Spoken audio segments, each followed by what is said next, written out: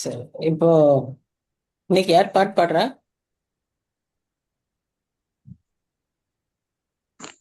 விஜயாவே பாடுங்களேன் ஒரு பாட்டு. சரிங்க ஆண்டி பாடுறேன். ம். ஜாம் பண்றேன், பண்ணிட்ட பிறகு பாடுங்க. சரிங்க, சரி. நல்ல தகப்பனே, இந்த காலை வேலைக்காக நன்றி செலுத்துகிறோம். இந்த நாளிலும் கூட சுவாமி, நாங்க உடைய வசனத்தை தியானிக்கும்படியாய் வந்து சேர்ந்திருக்கிறோம். எங்களுக்கு கொடுத்த கிருபைக்காக, ஆண்டவரே கொடுத்திருக்கிற வாஞ்சைக்காக, இந்த வசதிகளுக்காக நாங்க நன்றியோடு துதிக்கிறோம், ஸ்தோத்திரிக்கிறோம். இப்பவும் நாங்க நாங்க அங்கே இருந்தாலும் ஒரு மனதோடு உடைய பாதத்துல கூடி வந்து செபிக்க, ஆராதிக்க, அதே சமயத்துல தியானிக்க கொடுத்திருக்கிற இந்த நல்ல வேலைக்காக நன்றி செலுத்துகிறோம். இந்த நேரத்தை நீர் ஆசீர்வதியும். ஆவியானவர் இந்த வேலையில முழுமையாய் பொறுப்பேற்றுக் கொள்ளும். எங்களை நீர் வழி நடத்தும் சுவாமி. நீர் காத்துக்கொள்ளும். நீர் எங்களுக்கு கற்றுத்தாரும். நேசிக்கிற இயேசு கிறிஸ்து மூலமாய் வேண்டிக் கொள்கிறோம் பிதாவே. ஆமென், ஆமென். சரி, விஜயா பாடுங்க. சரிங்க ஆண்டி.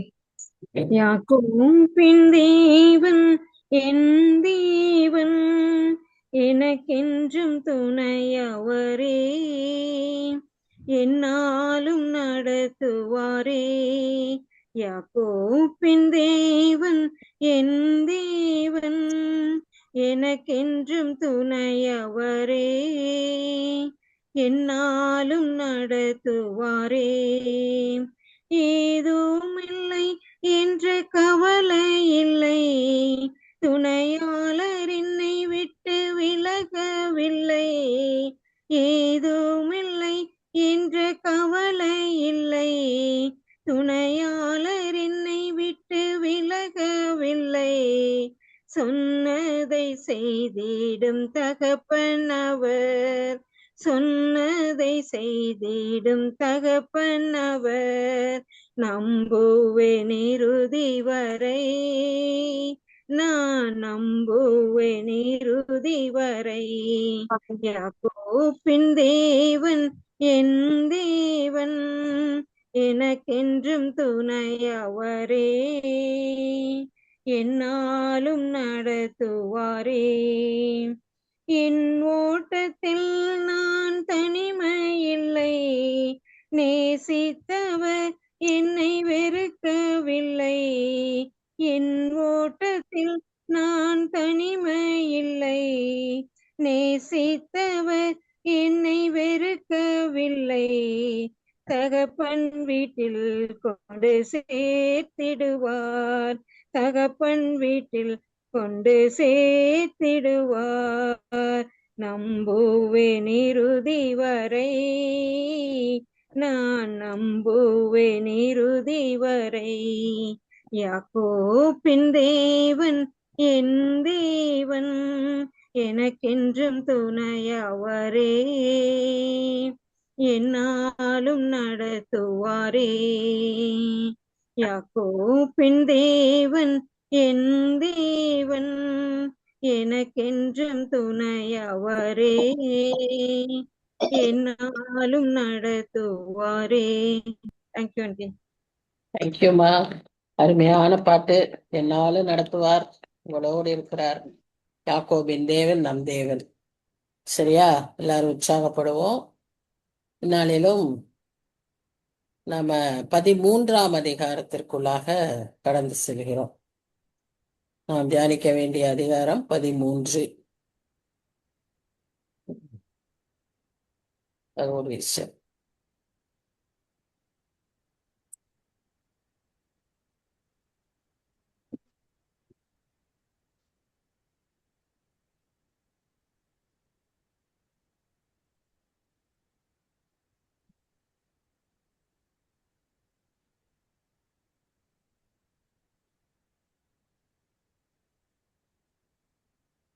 தெரியுதுல்ல? தெரியுது தெரியுது. ஓகே, சரி. கர்த்தருடைய பரிசுநாமத்துக்கு ஸ்தோத்திரம். இந்த நாளிலும் நாம இந்த ஏசாயா 13ஆம் அதிகாரத்தின் வசனங்களை தியானிக்க இருக்கிறோம். இந்த காலை வேளையில கர்த்தருடைய நாமத்தினாலே உங்களை ஒருவரையும் வாழ்த்துகிறேன், வரவேற்கிறேன். இந்த அதிகாரம் எதை பற்றி சொல்லுதுன்னு சொன்னா, இரண்டு விதமா இந்த அதிகாரத்தை நாம் படிக்க வேண்டும். ஒன்று, அஹ், பாபிலோனுக்கு நேரிடுகிற அஹ், சாபங்கள், துன்பங்கள், கர்த்தரின் கோபாக்கினைகளை நாம் பார்க்கிறோம். வேதத்திலே நாம் பார்ப்போமானால், தன்னுடைய ஜனங்களை சிட்சிக்கும்படியாக, தண்டிக்கிறது வேற, சிட்சிக்கிறது வேற. இது வேத வார்த்தைகள், இதை நாம் விளங்கி கொள்ளணும். சிட்சிக்கிறதுன்னு சொன்னா நம்ம கரெக்ட் பண்றதுக்காக, நமக்கு ஒரு பாடம் கற்பிக்கிறதுக்காக. தண்டிக்கிறதுனா நித்தியமாய் நம்மளை தண்டிக்கிறது, அது வேற, இது வேற. சோ தன் ஜனங்களை சிட்சிக்கிறதற்காக கர்த்தர் பலவிதமான காரியங்களை செய்கிறார். அதில் ஒன்று, அவர்களுடைய எதிரிகளை கூட பயன்படுத்துவார். யாரை கொண்டும் நமக்கு பாடத்தை கற்பிப்பார். அவரே டைரக்டா அடிப்பார், என்ன வேணா செய்வார். ஆனா எதிரிகளை கொண்டு அந்த தேசம், இப்போ ஒரு தனி பர்சன்னா கர்த்தர் நேரா நம்மளுக்கு டீல் பண்ண முடியும். ஒரு தேசம்னு சொல்லும்போது அந்த தேசத்தின் எதிரிகள் அல்லது அந்த தேசத்துல கர்த்தருக்கு விரோதமா இருக்க, இந்த ஜனங்களுக்கு விரோதமா இருக்கக்கூடியவர்களை எழுப்பி விடுவார். அப்படிதான் நாம பார்க்கிறோம். அசீரியர்கள், பாபிலோனியர்கள், எகிப்தியர்கள், இவர்கள் எல்லாரும் இஸ்ரேல் ஜனங்களுக்கு விரோதமாக காரியங்களை செய்து கொண்டிருந்தனர். அம்மோன் புத்திரர், இப்படி பலரை அவர்கள் கர்த்தர் எழுப்பினதை நாம் வாசிக்கிறோம். அதே போல இங்க பாபிலோனை, யூதேயா பகுதிக்கு பாபிலோனும், வடபகுதிக்கு அசீரியருமாய் அவர்கள் தொந்தரவு பண்ணி கொண்டிருந்தார்கள் என்பதை நாம் அறிவோம்.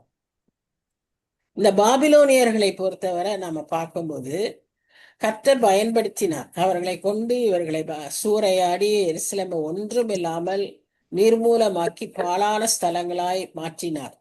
அந்த குடிகளை பிடித்து கொண்டு போய் பாபிலோன்ல சிறை வைக்க அழைத்து சென்றார். இந்த காரியம் நடந்த போது கர்த்தர் அவர்களை அவர்தான் பயன்படுத்தினார்.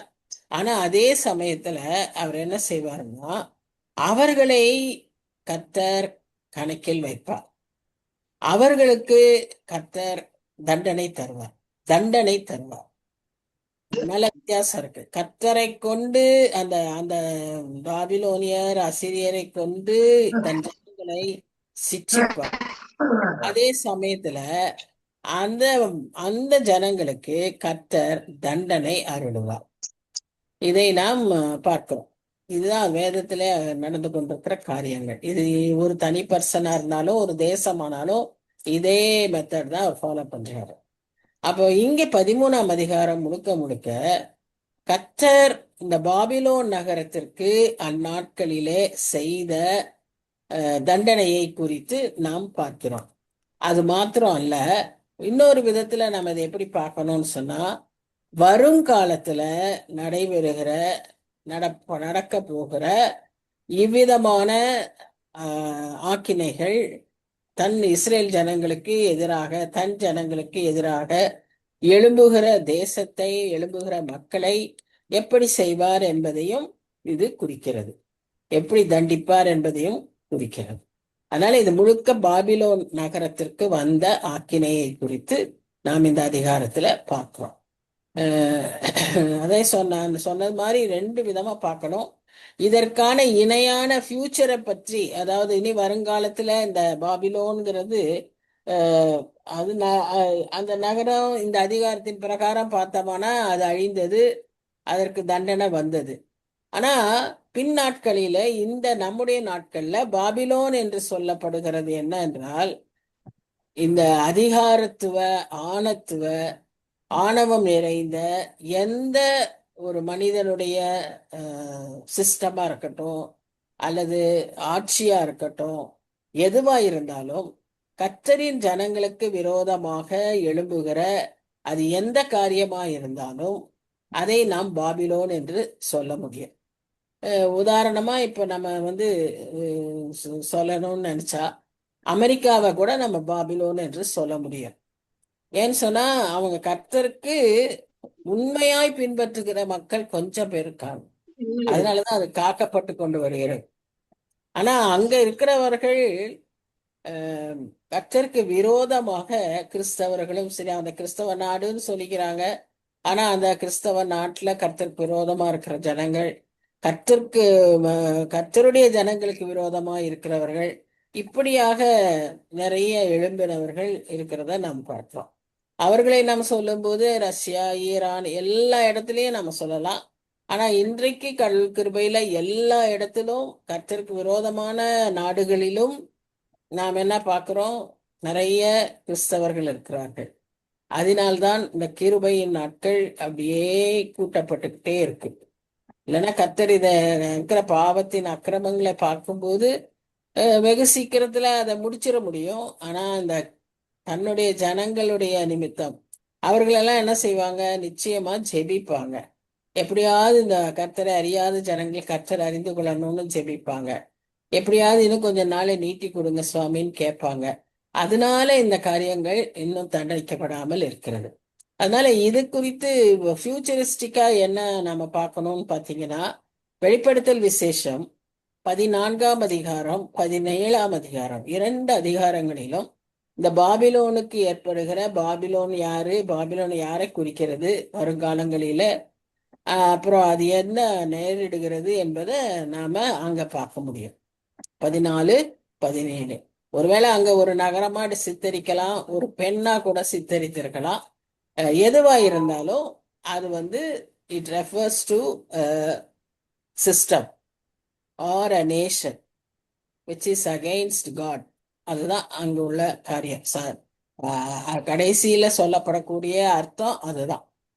அதாவது கர்த்தருக்கு விரோதமா எழும்புகிற எந்த காரியத்திற்கும் அப்படியான முடிவு இருக்கும். ஆனா அது எழும்பும் போது அவ்வளவு பெரிய வெற்றியான ஒரு காரியமாக தெரியும். பாபிலோன் கூட ஒரு காலத்துல உலக அதிசயத்துல ஒன்றாய் கருதப்பட்ட ஒரு இடம். அப்படியே அது பெரிய செழிப்பா வரும், ஆனா அப்படியே வீழ்ச்சி அடையும் என்பதை நாம் பார்ப்போம். சரி, இந்த பாபிலோனுன்னு சொல்லும் போது இவங்களுடைய முதல் நம்ம பழைய பாபிலோனுக்கு வரோம், இஸ்ரேல் காலத்து பாபிலோனுக்கு பற்றி பேசுறோம். அந்த பாபிலோனை நீங்க பாத்தீங்கன்னா நம்ம வேதத்துல 11ஆம் அதிகாரம், ஆதியாகமம் 11ஆம் அதிகாரத்திலேயே இந்த பாபிலோனை பற்றி நாம் வாசிக்கிறோம். அங்கே ஒரு கோபுரமாய் நாம் பார்க்கிறோம், பாபேல் கோபுரம். அந்த இதை கட்டினது யாருன்னு பாத்தீங்கன்னா நிம்ரோதுங்கிற ஒரு ராஜா. இந்த நிம்ரோதுங்கிறவனுக்கு ஒரு மனசாட்சியே கிடையாது. அவன் பயங்கர கொடூரமானவன், தற்புகளை நாடுகிறவன். அவன் தன்னைத்தானே பெரிய கடவுள் என்று அவன் தன்னை நினைத்துக் கொள்கிறவன். அவன் அந்த கோபுரத்தை கட்டும்படியாக எதைக்காக செய்தான்னு சொன்னா, நாம எல்லார காட்டிலும் மேல போவோம் அப்படிங்கிற ஒரு எண்ணத்துலதான் அவன் அந்த இதை கட்டினான். அத அந்த 11ஆம் அதிகாரத்தை நீங்க வாசிச்சு பார்த்தீங்கன்னா தெளிவா இருக்கும். அவன் பேரு நிம்ரோத். அவன் பாபேல் என்கிற பெயர்ல இருந்துதான் பாபிலோன் அப்படிங்கிறது வந்தது. நான் சொன்னது போல அந்த இந்த தீர்க்க தரிசனம் சொல்லும்போது ஏசாயா இந்த பாபிலோனுக்கு நேரிடுகிற தண்டனைக்கு 100-150 வருஷங்களுக்கு முன்பாக சொன்ன தீர்க்க தரிசனம். தீர்க்க தரிசனம் என்று சொன்னாலே வருங்காலத்தை குறித்த காரியங்களை வெளிப்படுத்துகிறது. அதுக்கு பெயர் தான் தீர்க்க தரிசனம். அது ஒரு நாள் கழிச்சு இருக்கலாம், ஒரு வாரம் கழிச்சு இருக்கலாம், ஒரு மாசம், ஒரு வருஷம் அல்லது 100 வருஷம், எப்படியா இருந்தாலும் வருங்காலத்துல நிகழ்வதை பற்றி சொல்லுவதற்கு பெயர் தீர்க்க தரிசனம். ஏசாயா 100-150 வருஷங்களுக்கு முன்பாக இந்த தீர்க்க தரிசனத்தை சொல்லுகிறார். அவர் சொன்ன நாட்களிலே அந்த பாபிலோனை பார்த்தீங்கன்னா இந்த தீர்க்க தரிசனம் எல்லாம் ஒன்றுமே நிறைவேற முடியாது என்று சொல்லக்கூடிய அளவுக்கு அவர்கள் பறந்து விரிந்து பல நாடுகளை கைப்பற்றி மிகவும் ஒரு வெற்றியுள்ள நாடாக, ஒரு சிறந்த நாடாக, அன்றைக்கு எல்லாராலும் போற்றப்படுகிற நாடாக அந்த பாபிலோன் விளங்கியது. இதற்கு இப்படி ஒரு முடிவா அப்படின்னு யாருமே நம்ப மாட்டாங்க. ஆனா ஏசாயா அதை தீர்க்க தரிசனமா சொல்றாரு. இந்த நாடை பற்றி நீங்க பார்த்தீங்கன்னா அன்றைக்கு உலகமே ஒரு 120 நாடுகளை கொண்டதுதான் உலகம். நமக்கு தெரியும், எஸ்தர் புத்தகத்துல நம்ம வாசிக்கிறோம், அந்த ராஜா ஒரு 127 நாடுகளுக்கு ஆண்டு கொண்டார் என்று சொல்லி நம்ம பார்க்கிறோம். அவ்வளவுதான். அந்த அளவுக்கு தான் உலகமே இருந்தது. அந்த எல்லாமே ஒருத்தர் கையில இருந்தது. பாபிலோனியர் கையில, பெர்சியர் கையில அப்படி இருந்தது. அதனால இங்க நாம பார்க்கிறது அன்றைக்கு அந்த நெபுகாத் நேச்சார் கையில இந்த பாபிலோன் அவ்வளவு பெரிதாய் ஆளப்பட்டிருந்ததை நாம் பார்க்கிறோம். இந்த பாபிலோனுடைய வீழ்ச்சியை, இடிபாடுகளை நாம் எங்க பார்க்கிறோம் அப்படின்னு பார்த்தீங்கன்னா, ஈராக் என்று சொல்லப்படக்கூடிய இன்றைய மாடர்ன் ஈராக் என்கிற நேஷன்ல, பாக்தாத் என்கிற பகுதியில இந்த அகழ்வாராய்ச்சிக்காரர்கள் தோண்டி தோண்டி எடுக்கும்போது அவர்கள் பார்த்த காரியம், இந்த பாபிலோன் நகரத்தின் இடிபாடுகளை அவர்கள் கண்டிருக்கிறார்கள். ஸோ அதெல்லாம் கீழே மண்ணில் புதைஞ்சு போய் அதுக்கு மேல ஒரு புதிய நகரம், ஒரு தேசம் வந்துருச்சு. அதுதான் ஈராக் என்று சொல்லப்படக்கூடிய பகுதி. இந்த ஈராக்குங்கிறது அல்லது பாபிலோன் என்கிறது எங்க இருக்குன்னு பார்த்தீங்கன்னா, 2 ஆறுகளுக்கு அங்க அந்த வழியா 2 ஆறுகள் போகுது, யூப்ரட்டிஸ், டைகிரிஸ் என்று சொல்லி. இந்த 2 ஆறுகளுக்கு ஒவ்வொரு பக்கத்திலும் தான் ஒரு பக்கத்துல தான் இந்த நகரம் இருந்தது என்று சொல்லி பார்க்கிறோம். அவ்வளோ பெரிதா இருந்தது இந்த நகரத்துக்குள்ளாக. அதாவது இந்த தேசத்துக்குள்ளாக 2 ஆறுகள் ஓடிக்கொண்டது. அப்ப எவ்வளவு செழிப்பா இருந்திருப்பாங்கன்னு பாருங்க.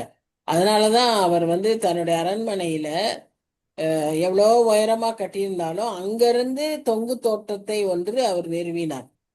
அதான் முதல்ல உலகத்துல அப்படி ஒரு தொங்கு தோட்டம் உருவானது. அதை உலக அதிசயமாகவே நாம் பார்த்தோம்.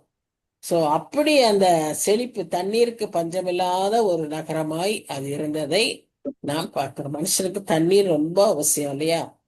இப்ப நம்ம பார்க்கறது அந்த அந்த விதமான செழிப்பான ஒரு இடத்துல அவங்க இருந்தாங்க அப்படின்னு சொல்லி நாம பார்க்கிறோம். இப்போ இங்க இப்ப இப்ப இந்த இந்த சமயத்துல, இப்ப ஏசாயா தீர்க்க தரிசனம் சொல்லுகிற சமயத்துல இந்த இஸ்ரவேல் ஜனங்களும் சரி, அதாவது வடபகுதியில் இருக்கிற ஜனங்களும் சரி, தென்பகுதியில் இருக்கிற யூதேய ஜனங்களும் சரி, அவர்கள் கர்த்தருக்கு பயப்படுவதில் மிகவும் குறைவுள்ளவர்களாய் காணப்பட்டார்கள். கர்த்தருடைய கற்பனைகளை கைக்கொள்வதிலோ, கர்த்தருக்கு பயப்படுவதிலோ, கர்த்தரை முக்கியப்படுத்துவதிலோ இவர்கள் மிக மிக குறைவுள்ளவர்களாய் காணப்பட்டார்கள்.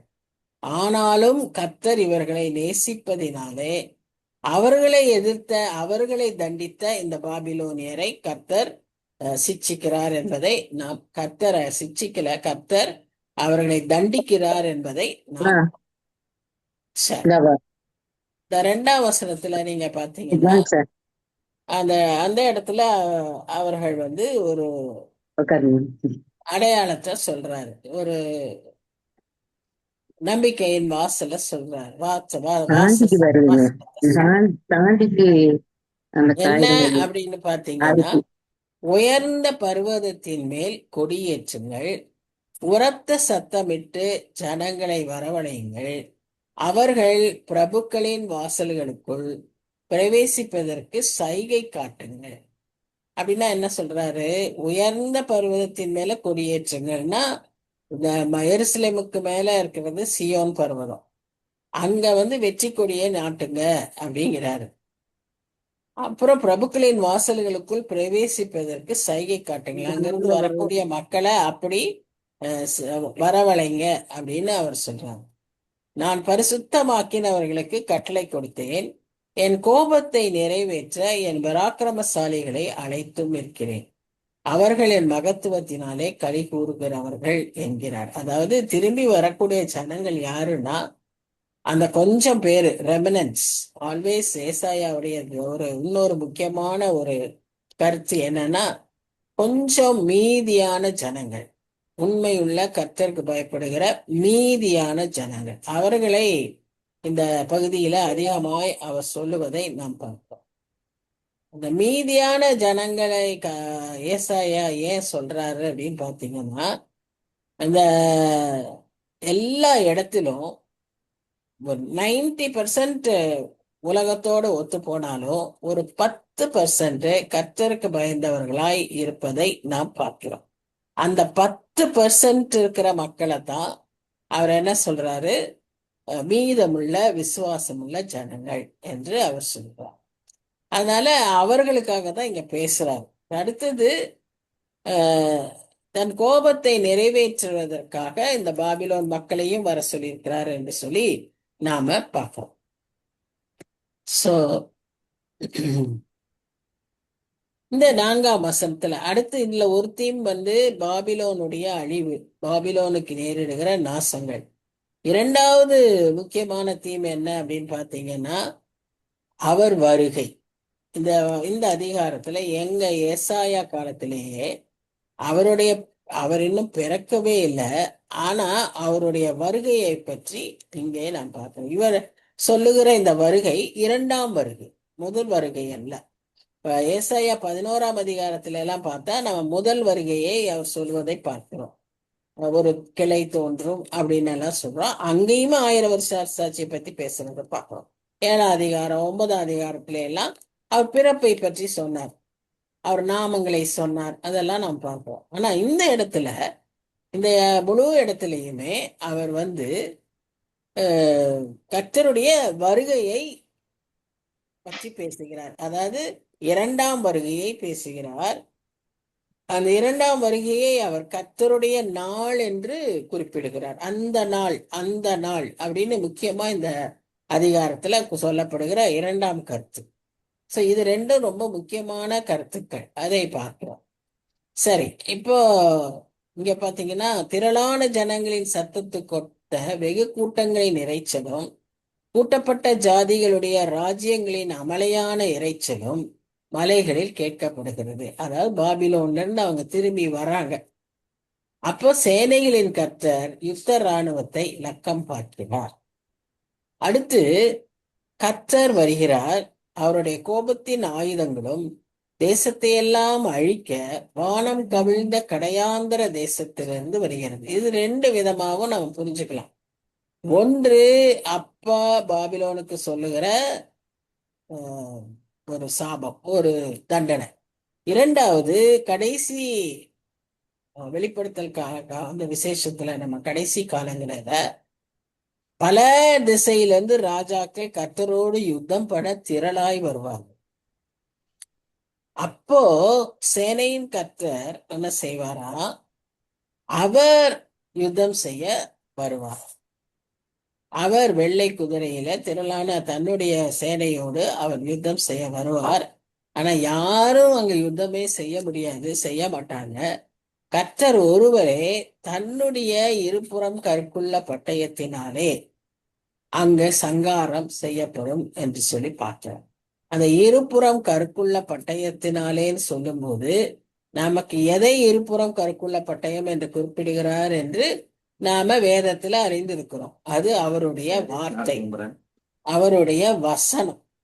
சோ அந்த வசனம் அங்க பிரசங்கிக்கப்படும் போது, அந்த வசனம் அங்க அவர் அந்த வசனத்தை அவர் பேசும்போது அங்க என்ன நடக்கும், அந்த யுத்தம் நடந்து எதிரிகள் எல்லாம் சங்காரிக்கப்படுவார்கள் என்று சொல்லி நாம பார்க்கிறப்போ அந்த வசனத்துக்குரிய வல்லமையை நாம் இந்த அதிகாரத்துல பார்க்கிறோம். இதையும் நாம் வெளிப்படுத்தல் விசேஷம் 19ஆம் அதிகாரத்துல நம்ம வாசிக்கிறோம். இதற்கு ஒத்த அதிகாரம் என்னன்னு பாத்தீங்கன்னா 14, 17, 19. 19 இந்த பகுதி அவர் யுத்தம் செய்கிற பகுதி. சோ அப்படியான ஒரு கடைசி காலத்தின் செய்திகளை இந்த அதிகாரத்தில அவர் சொல்வதாக நாம பார்க்கிறோம்.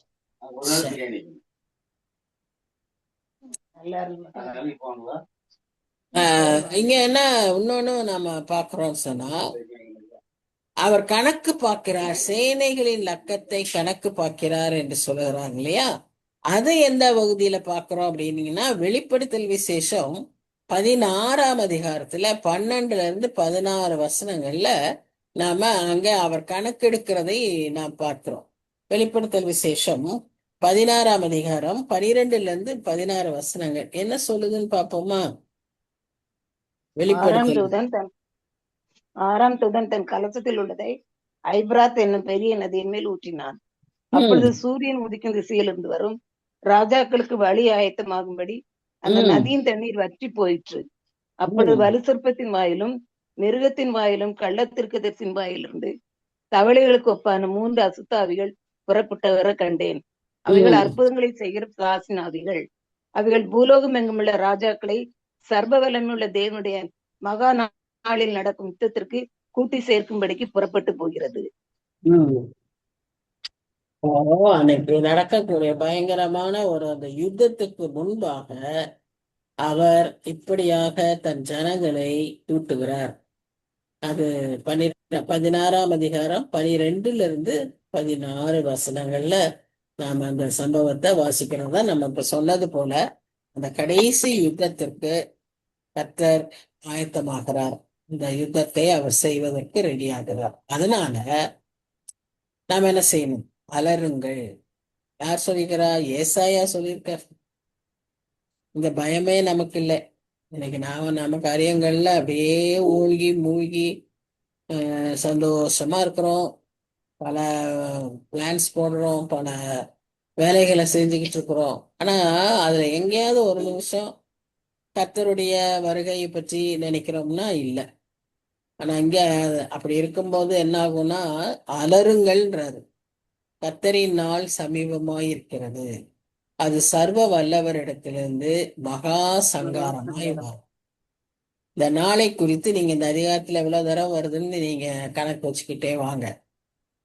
இப்போ இங்க மறுபடியும் கர்த்தரின் நாள் சமீபமாய் இருக்கிறது, அது சர்வ வல்லவரிடத்திலிருந்து மகா சங்காரமாய் வரும். ஆதலால் எல்லா கைகளும் நெகிழ்ந்து எல்லா மனுஷரின் இருதயமும் கரைந்து போகும். இது நடைபெறுகிற காரியங்களை பார்க்கும்போது எல்லாருக்கும் ஒரு திகில் வரும், எல்லாருக்கும் ஒரு பயம் வரும். ஏன்னா எதுவுமே யாருடைய கண்ட்ரோல்லயும் இல்லாத ஒரு நிகழ்வுகளாய் இருக்கும். இன்னைக்கு நிறைய காரியங்களை நம்ம பார்க்கணும். இயற்கையின் மனுஷருடைய எல்லா காரியத்தையும் ஏதோ எப்படி எப்படியோ நம்ம கண்ட்ரோல் பண்றதுக்கு முயற்சிக்கிறோம். ஆனா இயற்கையின் காரியங்களை யாரால என்ன செய்ய முடியும்? ஒண்ணுமே செய்ய முடியல.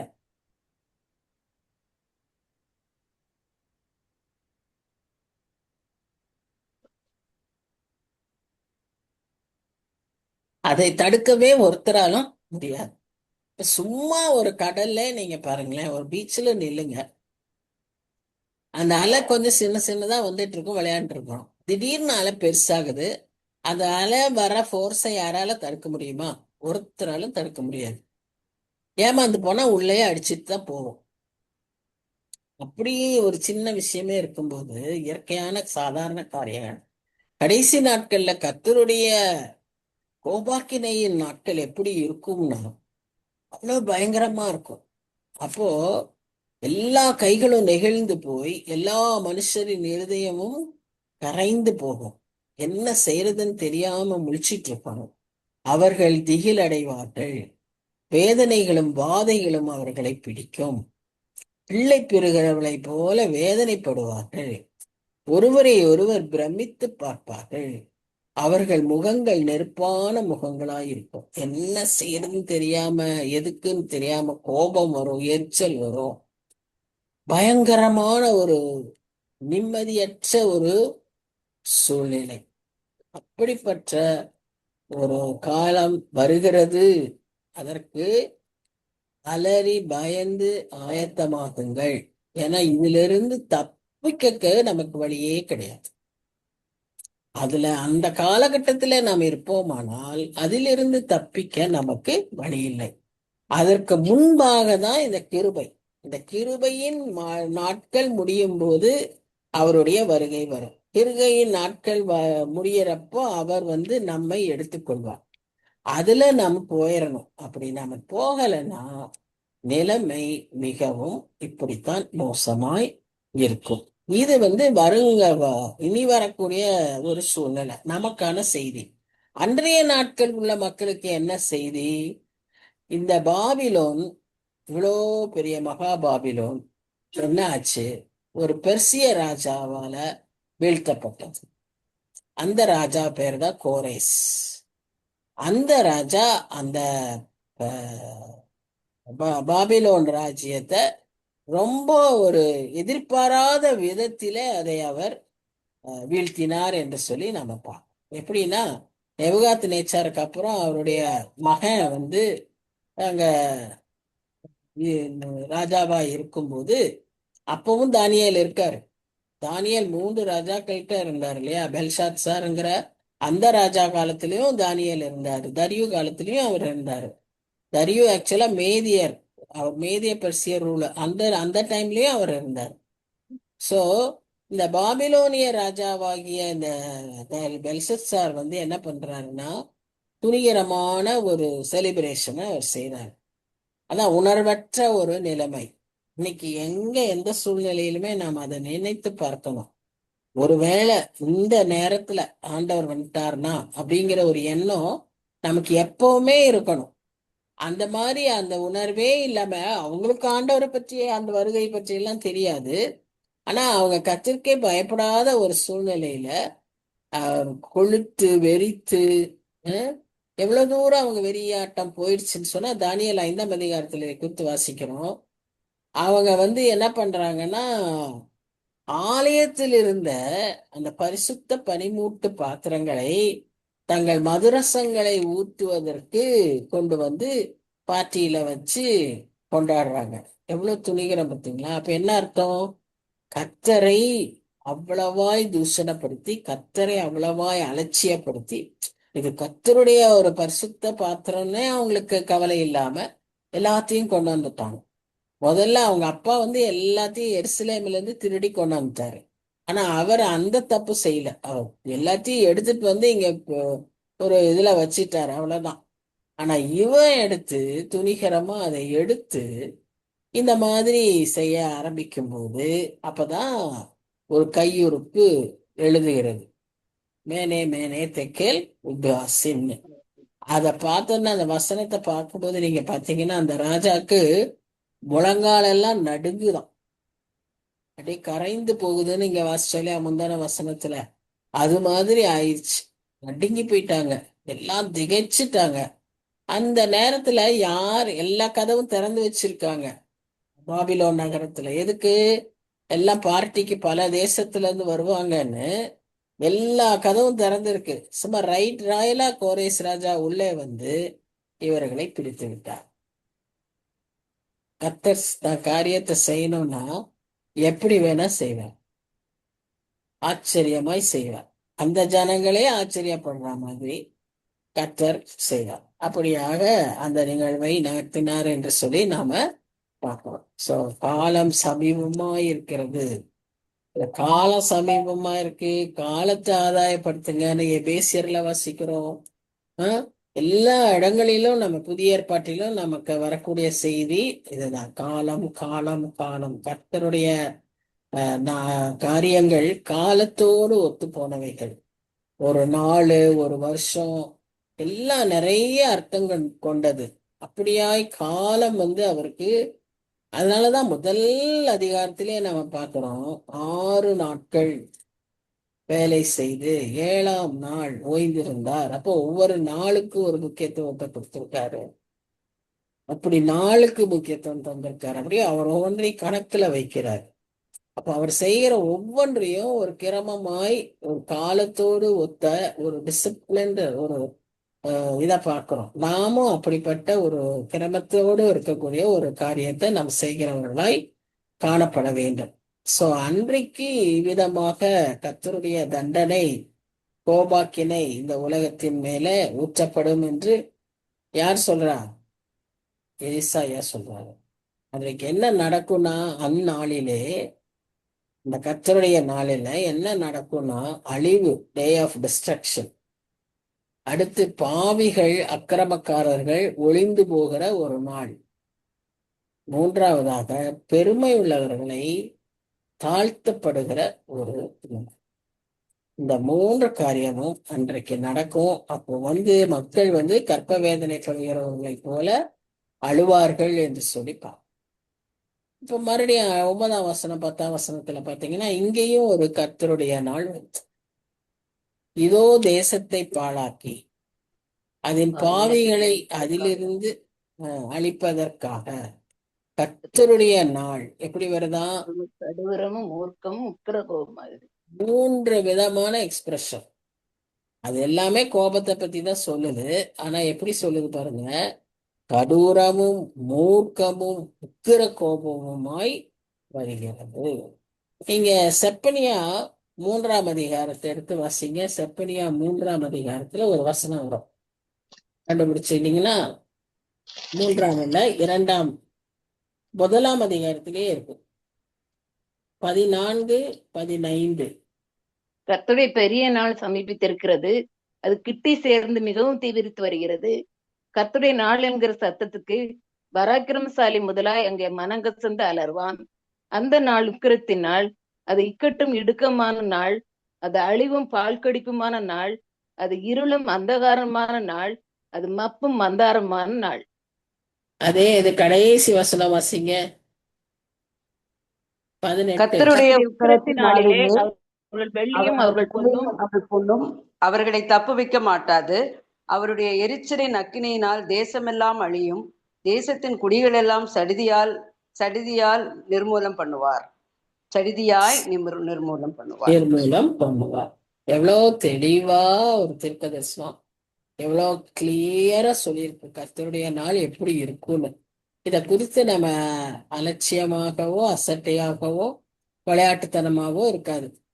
சரி, இதெல்லாம் ஏசாயா காலத்திலே சொல்லப்பட்டுச்சு, செப்பனியா காலத்திலே சொல்லப்பட்டுச்சு, அப்படியெல்லாம் ஆகும்னு. அது அப்படியே திரும்ப யோவானுக்கு இயேசு கிறிஸ்து வந்த பிறகு 2000 வருஷம் கழிச்சு அதை மறுபடியும் உறுதிப்படுத்தி சொல்லியிருக்கிறாரு. இந்த நாட்கள்ல நமக்கு அது நிறைவேற போகுதுங்கிறத நாம பார்த்துக்கிட்டே இருக்கிறோம், கண்களால பார்க்கிறோம். அவர் சொன்ன காரியங்கள் நிறைவேறிக்கிட்டே வர்றத பார்க்கிறோம். நாம் எப்படி இருக்கோம்? அன்னைக்கு போட்டிருக்கு, பராக்கிரமசாலி மனம் கசந்து அலறுவான் அப்படின்னு போட்டிருக்கு. இன்னைக்கு நாம எல்லாம் எப்படி இருக்கோம் கொஞ்சம் யோசிக்கணும்.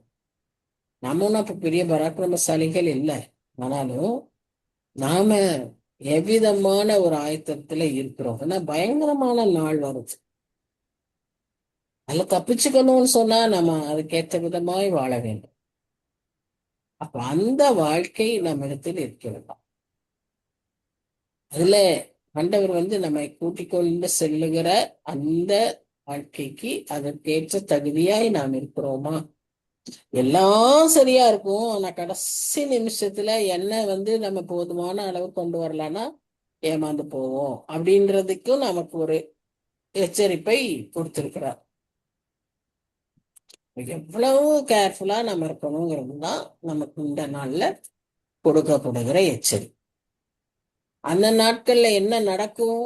வானத்தின் நட்சத்திரங்கள் ராசிகள் ஒளி கொடாதிருக்கும், சூரியன் உதிக்கையில் இருண்டு போம், சந்திரன் ஒளி கொடாதிருக்கும். இதெல்லாம் இன்னும் பல தீர்க்கதரிசிகள் கடைசி நாட்களை பற்றி சொல்லியிருக்காங்களா இல்லையா? யோவேல் சொல்லியிருக்காரு, மல்கியா சொல்லியிருக்காரு. இவங்க எல்லாருமே இதை பற்றி இவ்விதமாக சொல்லப்பட்டிருக்கிறதை நாம் பார்க்கிறோம். அப்போ இந்த கர்த்தருடைய நாள் என்பதை வேதத்துல 26 முறை இந்த இடத்துல சொல்லப்பட்டிருக்கிறது. சோ ஒரு நாளை குறித்து சொல்லல, அந்த ஒரு சீசனே குறித்து சொல்லுது, காலங்களை குறித்து சொல்லுது. பட் செய்தி என்ன? ஒன்னே ஒண்ணு, the Lord's day is coming. அது கர்த்தருடைய நாள். அன்றைக்கு யாராலும் மனுஷனால எதுவுமே செய்ய முடியாது.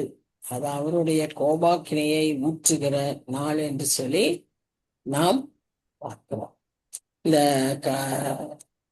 படைப்பில் நேரிடக்கூடிய சூரியன் விழைவிடாத அந்த மாதிரி காரியங்கள் எல்லாம் நம்ம பல தீர்க்கதரிசிகள் சொல்லியிருக்கிறத பார்க்கிறோம். யோபேல் தீர்க்கதரிசி, யோவான் வெளிப்படுத்தல் விசேஷத்துல, ஏசாயாவிலே, இன்னும் மற்ற பல இடங்கள்ல ஆண்டவராகிய இயேசு கிறிஸ்து மத்தேயு 24ஆம் அதிகாரத்துல, இப்படி பல இடங்களில இதை பற்றியெல்லாம் நாம சொல்லப்பட்டிருக்கிறதை நாம் பார்க்கலாம்.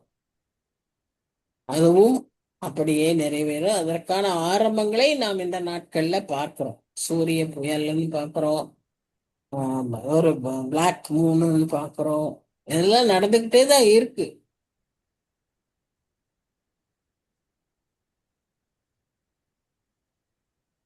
அதான் பாபிலோன் அந்த என்பது சொல்லுங்க.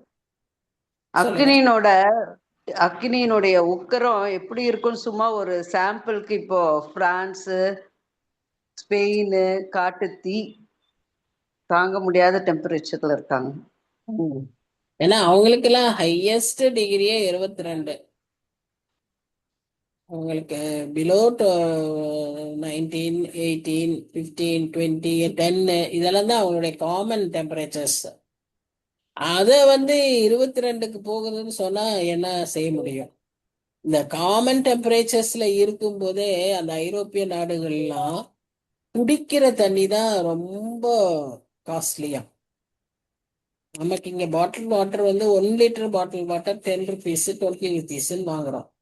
அங்க 1/2 லிட்டர் வாட்டருக்கே நம்ம 100 ரூபாய்க்கு மேல நம்ம காசு போட்டு தான் வாங்கணுமா, சாதாரண நல்ல நாட்கள்ல. இப்படி ஒரு வெயில் நாட்கள்ல எல்லாம் ஆச்சுன்னா அவங்களுக்கு எப்படி தண்ணி தட்டுப்பாடு இருக்கும்?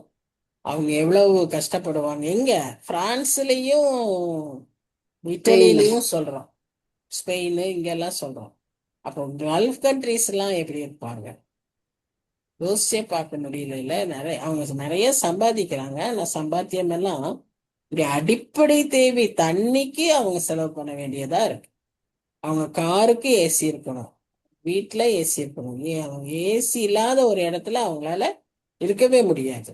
ஸ்கூலு, காமன் பார்க்கு எல்லாமே ஏசியில தான் இருக்கும். இயற்கையாவே அவங்க இருக்க முடியாது.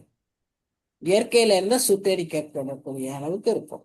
எப்படி ஒரு பயங்கரமான லைஃப்ல கர்த்தர் எவ்வளவாய் நம்ம ஆசீர்வதிச்சிருக்காருன்னு நாம விசேஷமா நம்ம நாட்டுல கோயம்புத்தூர் பட்டணக்காரங்க, ஈரோடு இந்த தெற்கு பகுதியில இருக்கிற நம்ம தமிழ்நாட்டு மக்கள் அதிகமாய் நன்றி செலுத்தணும். ஏன்னா நமக்கு அவ்வளவு அருமையா பயங்கரங்களே நாம பார்க்கறதே இல்லை. எந்த விதமான பயங்கரத்தையும் இது வரைக்கும் பார்க்கல. வந்தது ஒரே ஒரு சுனாமி, அது இல்லாம வேற பயங்கரத்தை நம்ம பார்த்ததே இல்லை. அப்படி ஒரு ஆசீர்வாதத்துல நம்ம இருக்கோம், கர்த்தருடைய கிருபையில இருக்கோம். அவ்வளவுக்கும் நம்ம கணக்கு. அதான் நம்ம என்ன நினைத்து பார்க்க வேண்டிய ஒரு காரியம். எப்படி பிரயோஜனப்படுத்துறோம்? அவருக்காய் நான் என்ன செய்யறேன்? அதனால பாபிலோன்னு சொல்றது ஒரு தேசம் அல்ல, நம்ம ஜாகிரபி மேப்ல உள்ள தேசம் இல்ல. இன்னைக்கு அது பாபிலோனே இல்லை. இன்னைக்கு இருக்கிற மேப்ல ஈராக்குன்னு தான் இருக்கும். ஆனா அந்த பாபிலோன்னு சொல்லப்படுறது ஒரு விக்கிரக நிறைந்த, ஒரு ஆண்டவரே இல்லாத ஒரு வேர்ல்டு சிஸ்டம். அது இன்னைக்கு எல்லா நாடுலயும் இருக்கு. நம்ம இன்னைக்கு இருக்கிற நாடுகள்ல எல்லா நாடுகள்லயும் நல்ல மேம்பட்ட என்ன சொல்றது, டெவலப்டு கண்ட்ரீஸ்ன்னு சொல்லக்கூடிய எல்லா நாடுகளும் பாபிலோனை போலவே தான் இருக்கிறது. ஒரு ஐடி ஆபீஸ்க்குள்ள போனீங்கன்னா அது ஒரு பாபிலோன் மாதிரி தான் இருக்கும். அந்த மாதிரி ஒரு சூழ்நிலை தான் இன்னைக்கு எல்லா பகுதியிலும் இருக்கு. இதுல தானியேல் இருந்தார். இந்த மாதிரி ஒரு சூழ்நிலையில தான் தானியேல் இருந்தாரு. அந்த மாதிரி ஒரு சூழ்நிலையில தான் எஸ்தர் இருந்தாரு. இந்த மாதிரி ஒரு சூழ்நிலையில தான் நெகேமியா இருந்தார், எஸ்ரா இருந்தார். ஞாபகத்துல வைக்கணும், அன்னைக்கே அவங்க எல்லாம் சாட்சிகளா இருந்தாங்க. அதனால இன்னைக்கு இருக்க முடியாதுன்னு நம்ம யாருமே சொல்ல முடியாது. இருக்க முடியும், இருக்கணும். அதுக்குதான் அவங்களையெல்லாம் பத்தி சொல்லப்பட்டது. அவங்க எப்படியெல்லாம் இருந்தாங்கன்னு நமக்கு ஒரு தெளிவா அவங்க லைஃப்பை பத்தி எதுக்கு சொல்லியிருக்காங்கன்னா இதுதான். எப்படி யோசேப்பு பாவத்தை விட்டு ஓடி போனான், பொறுமையா இருந்தான், காலம் வர வரைக்கும் காத்திருந்தான், அப்பவும் மன்னிக்கிறவனாய் பிரயோஜனம் உள்ளவனாய் கர்த்தருடைய பிரதிநிதியாய் இருந்தான்.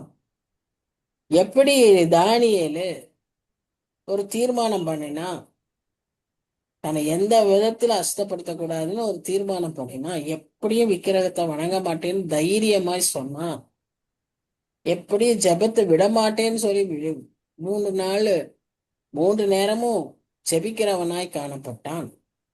அதனாலே அவனுடைய சிங்ககபி எக்ஸ்பீரியன்ஸ்ல சிங்கத்தை வாய அடைச்சு போட்டார், கர்த்தரை வாய அடைத்தார்.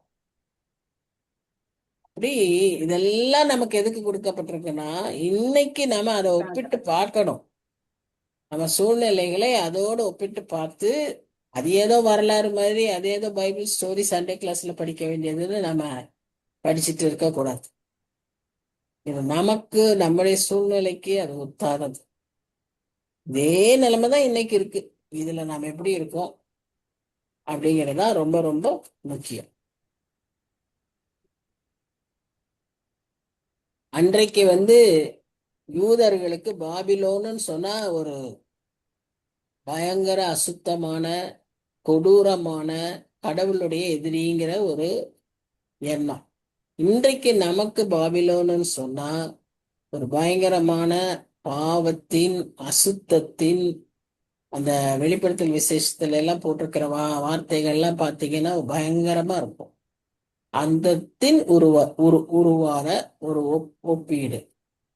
அதனால இதை ஒரு நகரத்தோட நம்ம ஒப்பிடக்கூடாது, இருக்கிற நிலைமையோடு ஒப்பிடணும்.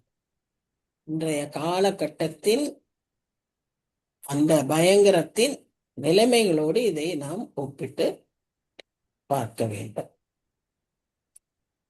சோ 12ஆம் வசனத்தை பார்த்தீங்கன்னா, இந்த ஜனங்கள் எப்படிப்பட்டவர்களாய், அவர்களை எப்படி கர்த்தருக்கு பயந்தவர்கள் எப்படி இருப்பாங்க, அவர்களை அவர் எப்படி அதிரப் பண்ணி அவர்களை பயமுறுத்துவார், அவர்களை தண்டிப்பார் என்பதை நாம் பார்க்கிறோம். இங்க பார்க்கும்போது புருஷனை பசும்பொன்னிலும் மனுஷனை ஓப்பீரின் தங்கத்திலும் அபூர்வமாக்குவேன். அன்னைக்கு அந்த ஓப்பீரின் தங்கம்னா பியூர் கோல்டா. இன்னைக்கு கூட சொல்லுவாங்க இல்லையா, துபாயில வாங்கின கோல்டு பயங்கர பியூர் கோல்டுன்னு சொல்லுவாங்க. அதனாலதான் அங்கிருந்து எப்படியா கடத்திக்கிட்டு வராங்க. அங்க நிறைய கிடைக்கும், சீப்பாவும் இருக்கும். ஆனா அதை இங்கெல்லாம் தூக்கிட்டு ஓடி வராங்க. கேரளாவில எல்லாம் பாத்தீங்கன்னா அங்கிருந்து வந்ததுலதான் அவங்க எல்லாம் அவ்வளவு செழிப்பா இருக்காங்க. அது மாதிரி அந்த பகுதிகளில் தான் என்ன இருக்கு, சிறந்த தங்கம், பியோர் கோல்டு அப்படின்னு சொல்றாங்க. இப்போ அதை விட நான் ரேர் ஆக்கிடுவேன் மனுஷரை. அன்றைக்கு என் தண்டனையினால அப்படி மனுஷரையே காண முடியாத அளவுக்கு நான் அவர்களை ரேர் ஆக்கிடுவேன், ரொம்ப அபூர்வமாக்கிடுவேன் அப்படின்னு அவர் சொல்றாரு. அது மாத்திரம் இல்ல, அந்த உக்கிரமான நாளில அவர் எப்படி செய்ய போகிறார் என்பதை நாம் இங்க பார்க்கிறோம். ஒருவேளை அது அந்த வட்டமா ஒரு பகுதி பார்க்குறீங்களா அந்த மேப்ல, அதுதான் என்னது, அது ஓப்பீர். இந்த ஓப்பீருங்கிற இந்த பகுதியில இருந்து தான் என்ன கிடைக்குது, கோல்டு கிடைக்குது, கிடைக்குது. அதை நாம் பார்க்கிறோம். அதான் என்ன பல விதங்களில பூமி மேல கர்த்தருடைய உக்கிரம் ஊற்றப்பட்டு மனுஷரே காண முடியாத அளவுக்கு காரியங்கள் இருக்கும்னு சொல்லி அவர் சொல்றாரு. அதனாலதான் அந்த தங்கத்தை எவ்வளவு அது ரேரா இருக்கோ, அபூர்வமா இருக்கோ, அது மாதிரி இது இருக்கும் அப்படின்னு சொல்றத பார்க்கிறோம். இந்த விதமான கர்த்தருடைய கோபாக்கினையை பற்றி ஊற்றுவதை பற்றி நாம் எங்கெல்லாம் வாசிக்கிறோம்னா ஆகாய் 2:6, எபிரேயர் 12:25 28 வசனங்கள்ல இதை குறித்து நாம் வாசிக்கிறோம். இப்போ அடுத்த பகுதிக்கு வந்தோம்னா, அகப்பட்டவன் எவனும் புத்துண்டு அவர்களை சேர்ந்திருந்தவன் எவனும் பட்டயத்தால் வீழலாம். அவர்கள் குழந்தைகள் அவர்கள் கண்களுக்கு முன்பாக மோதியடிக்கப்படும், அவர்கள் வீடுகள் கொள்ளையிடப்படும், அவர்கள் மனைவிகள் அவமானப்படுவார்கள். இதோ நான் அவர்களுக்கு விரோதமாய் மேதியரை எழுப்பு. இப்போ பாபிலோன் ஒரு பக்கம் விழுந்தது, அடுத்தது மேதியர் எழுப்பு. அவர்கள் வெள்ளியை மதியாமலும் பொன்னின் மேல் பிரியப்படாமலும் வில்லுகளால் இளைஞரை சிதைத்து விடுவார்கள். கற்ப கனியின் மேல் அவர்கள் இறங்குவதில்லை, அவர்கள் கண் பிள்ளைகளை தப்ப விடுவதும் இல்லை. பாபிலோனே கொடூரம்னா அதை விட கொடூரமா யார் இருக்கிறாங்க, மேதியர். அடுத்தது கோரேசும் பெர்சியனும் மேதியரும் தான் சேர்ந்து அங்க அந்த பாபிலோனியருக்கு எதிராய் வருவாங்க. ஸோ அதுதான் நம்ம இங்க பார்க்கிறோம். இப்போ மேதியர்கள் எப்படிப்பட்டவங்கன்னா, அவங்க இந்த பொண்ணு வெளியில எல்லாம் அவங்க ஏமாந்து போறவங்களே இல்லை. அது யாரா இருந்தாலும் சரி, குழந்தையானாலும் சரி, பெரிய ஆளானாலும் சரி, எல்லாரையும் ஒரே மாதிரி தான். வெள்ளியை மதியாமலும் பொன்னின் மேல் பிரியப்படாமலும் உம் வில்லுகளால் இளைஞரை சிதைத்து விடுவார். உம் அது கற்பத்தனையின் மேல் மாதிரி அவர்கள் இறங்குவதில்லை. உம் கண் பிள்ளைகளை தப்ப விடுவதும் இல்லை. உம் பாபிலோன் அன்னைக்கு எப்படி இருந்துச்சுன்னு சொன்னா, ராஜ்யங்களில் அலங்காரமும் கல்தேயருடைய பிரதான பாபிலோனிய மக்களுக்கு இன்னொரு பெயர் கல்தேயர். அந்த கல்தேயருடைய பிரதான மகிமையுமாகிய பாபிலோனானது தேவனால் சோதோமும் குமாராவும் கவிழ்க்கப்பட்டது போல் கவிழ்க்கப்பட்டார். இது கர்த்தருடைய உக்கிரம் என்பதை நாம் பார்க்கிறோம். அதற்காக அவர் முதல்ல பேதியரை கொண்டு அவங்கள அட்டாக் பண்றாரு. அது யாரையும் விடுறதில்ல. அவங்க கண் பிள்ளைகளை கூட தப்ப விடுறதில்ல. வாலிபரை, பெண்களை எல்லாரையும் அவங்க அம்புகளாலையும் அதுல பலவிதமான அவங்களுடைய யுத்த இதுலையும் அவங்க வெற்றி கொள்றாங்க. அவர்களை இந்த பொண்ணு வெள்ளி இதெல்லாம் பிரியப்படல. ஆமா, ஏமாற்ற முடியல.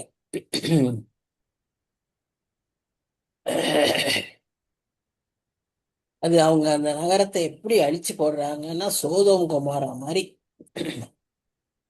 மண்ணு கவிழ்க்கப்படும். பக்கத்துல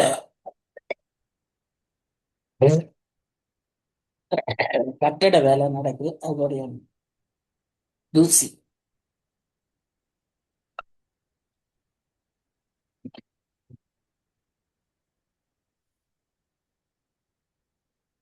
அது எந்த அளவுக்கு சோதம் குமாரா எந்த அளவுக்கு அழிஞ்சு போனது என்று நமக்கு தெரியும். வானத்திலிருந்து அக்னியும் கந்தகமும் அப்படியே அந்த முழு பிரதேசத்தையும் எரித்து போட்டது என்று சொல்லி பார்க்கிறோம். இதே மாதிரிதான் கடைசி நாட்களிலும் அக்னி வானத்திலிருந்து விலகும்.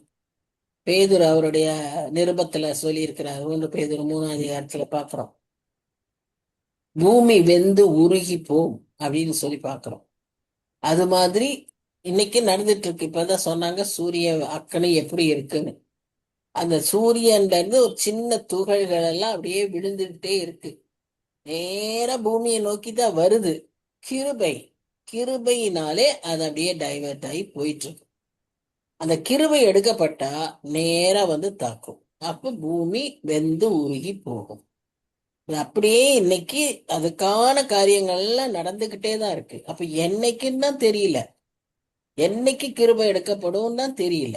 இப்போ அது வரைக்கும் அதுக்குள்ளே நாம என்ன செய்யணும்? நம்ம ஆயத்தப்படுத்தணும், அநேகரை ஆயத்தப்படுத்தணும். அதுதான் நம்முடைய பொறுப்பு. இங்கே பார்க்கிறோம், அந்த நகரம் அவ்வளவு தூரம் நாசமா போனதுனால அங்க என்ன ஆயிடுச்சு?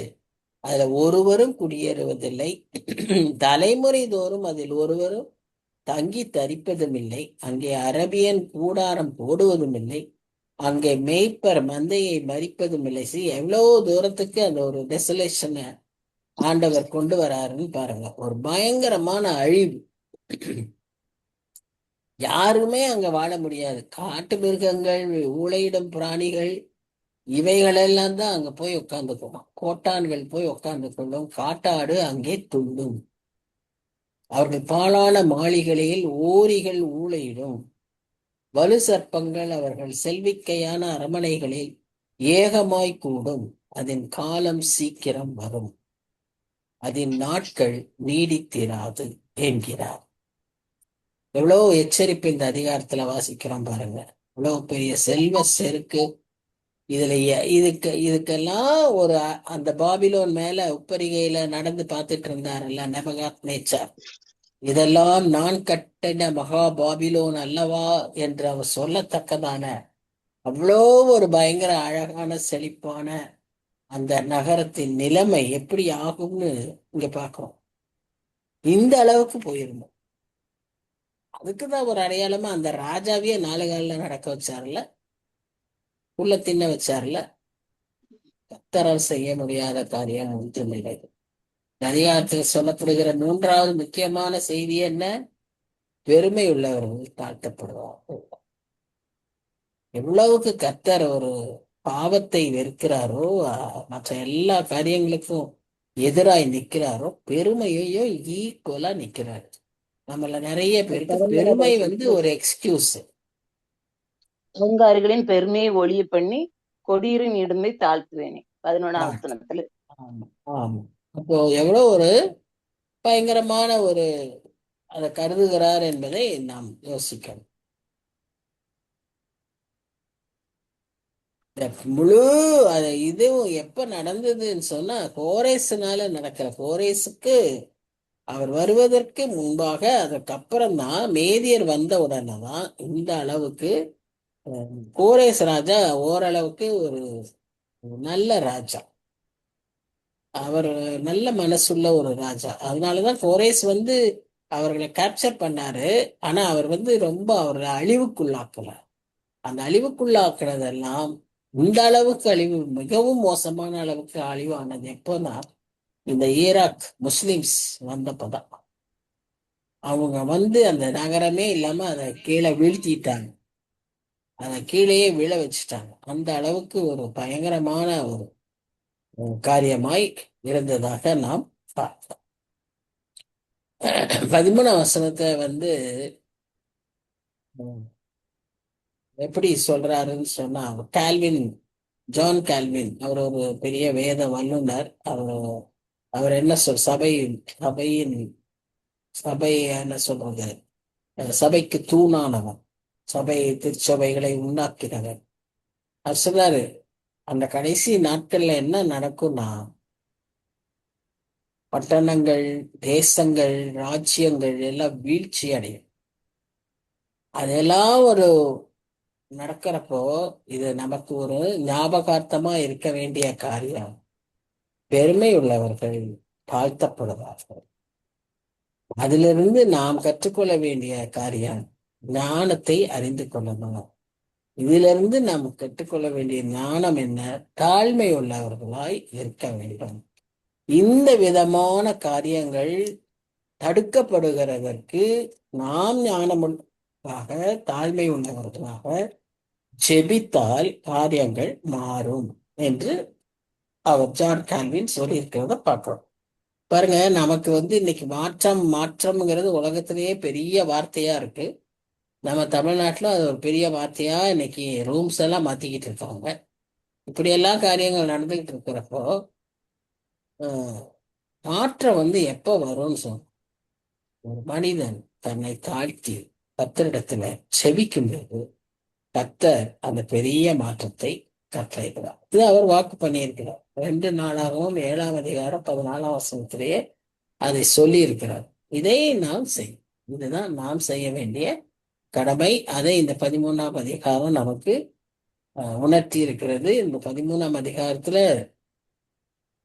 பாபிலோனின் அழிவு, பாபிலோன்னா என்ன, இன்றைய உலகத்தின் நிலைமை, அதுதான் பாபிலோன், அதனுடைய அழிவு. 2வது கர்த்தருடைய நாள், அது மிக சமீபம், அதற்கு நாம் எப்படி ஆயத்தப்பட வேண்டும். இந்த 3 காரியங்களை தான் இந்த முழு அதிகாரத்துல தீர்க்கதரிசியானவர் நமக்கு வலியுறுத்தி சொல்லி செபிக்கின்றது. நல்ல ஆண்டவரே, நன்றியோடு துதிக்கிற சுவாமி, இன்றைய நாட்களுக்கும் எக்காலத்திற்கும் பொருந்தமான இந்த வேத வசனங்களுக்காக ஆண்டவரே நாங்கள் நன்றி செலுத்துகிறோம். இதை நீர் எங்களுக்கு ஆண்டவரே எவ்வளவு அழகாய் கற்றுக் கொடுக்கிறீர், அதற்காக நாங்கள் நன்றி செலுத்துகிறோம். கொடுத்திருக்கிற எல்லா எச்சரிப்புகளை ஆண்டவரே உணர்ந்து கொள்ளுகிற மக்களாய் நாங்கள் நிற்க எங்களுக்கு உதவி செய்கிறோம். நாங்கள் உணர்வற்றவர்களாய் போய் ஆண்டவரே நாங்கள் சிக்கிக்கொண்டு தவிக்காதபடி நீர் எங்களுக்கு வைத்திருக்கிற இந்த கிருபையின் நாட்களை நாங்கள் பயன்படுத்தி கொள்ள, கிருபையை போக்க வைக்காதபடி தக்க வைத்துக் கொள்ள எங்களுக்கு நீர் கிருபைத்தாகும். நீர்தான் உதவி செய்யணும். எல்லாவற்றுக்கும் நீர்தான் சுவாமி. உம்மால அன்றி எங்களால ஒன்றுமே செய்ய முடியாது. எங்களால ஒரு விசுவாசம் கூட எங்களால தாங்களா செய்ய முடியாது. எங்களுக்கு பல விசுவாசங்கள் உண்டு, பயங்கள் உண்டு. ஆனா எல்லாவற்றையுமே நீர்தான் எங்களுக்கு செய்து கொடுக்கிறீர். தொடக்கமும் முடியுமா இருக்கிறது சுவாமி. உங்களுடைய கருத்துல எங்களை ஒப்பு கொடுக்கிறோம். கடைசி நாட்களுக்கு எங்களை நேர ஆயத்தப்படுத்தும். அது போல நாங்கள் மற்றவர்களையும் ஆயத்தப்படுத்த எங்களுக்கு உதவி செய்வோம். இந்த நேரத்திலும் விசேஷமாக நாங்க விஜயாவுக்காக அதிகமாக ஜெபிக்கிறோம்.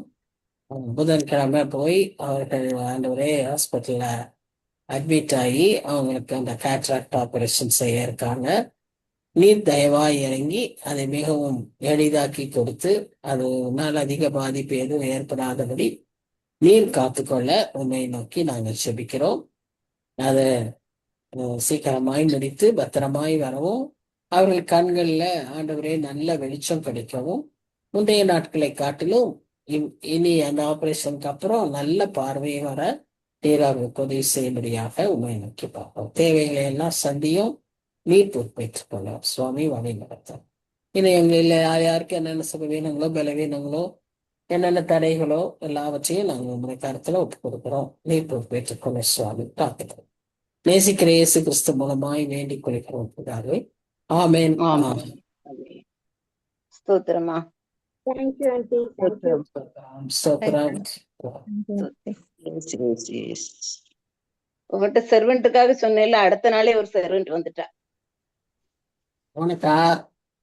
ஆமா. இல்ல ஆன்ட்டி பேசுறாங்க. ஆன்ட்டி பேசுறாங்க. ஓ, மங்களவல்லி மங்களவழி. Correct correct. வந்துட்டாங்களா? அவ்வளவுதான். ஆமா. கர்த்தர் செய்வார்ப்பா. நமக்கு தேவையை அறிந்தவர். அதான் அவருக்கு தெரியும். நம்ம எவ்வளவு கஷ்டப்படுவோம்னு தெரியும். உடனே கொடுத்துருவார். அது யார் தேங்க்யூமா. பேசுறீங்க? தேங்க்யூ. பியூலா பேசுறல, நீங்க பேசுறீங்களான்னு தெரியல, அதனாலதான். இல்ல பியூலாக்கு இல்லன்னு தெரியும் அவளுக்கு. அதனால அந்த அம்மாவுக்கும் அதான் cataract சொல்ல வந்தேன். பியூலாவுக்கும் அப்ப ஆள் இல்ல, அதனாலதான் நான் யோசிச்சேன். சரி, சரிம்மா, பாப்போம். ஓகேம்மா. Bye, bye. Thank you aunty. Bye. தேங்க்யூம்மா. பாய் பாய் பாய்.